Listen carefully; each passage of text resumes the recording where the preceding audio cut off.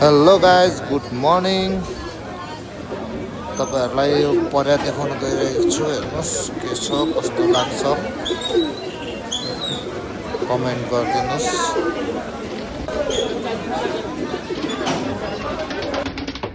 एउटा अन्डा पारिसकेछ र यिनीहरूको बच्चा चाहिँ हो।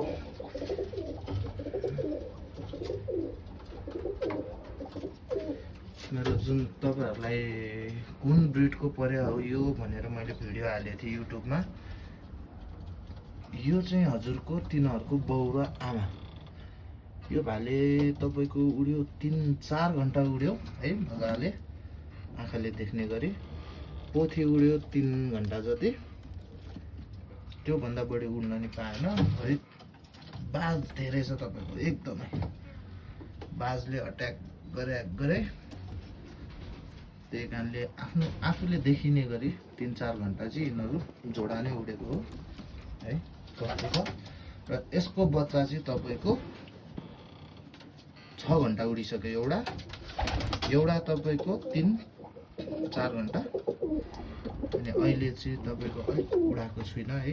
रिसेन्टली नयाँ केज बन्यो, त्यता शिफ्ट गरी बच्चाहरूलाई। यो चाहिँ ब्रिडिङ केज बनाएर राखेँ मैले। हेर्नुहुन्छ कस्तो छ।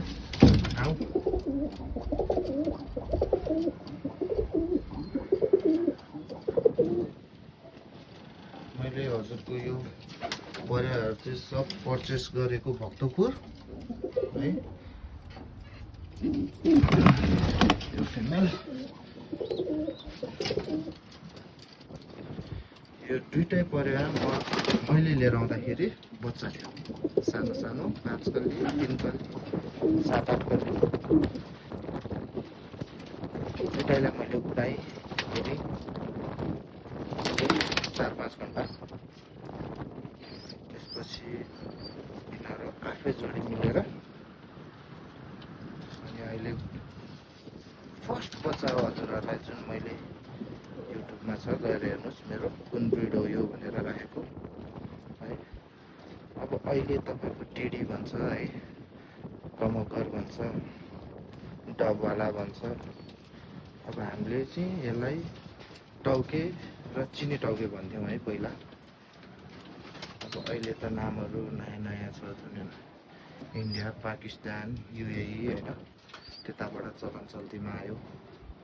नत्र हामीले तपाईहरूले पाल्ने बेलामा पनि पहिला जुन बुढापाका पुरानोहरू उहाँहरूले चाहिँ चिनी टाउके भन्थ्यो यो पर्या।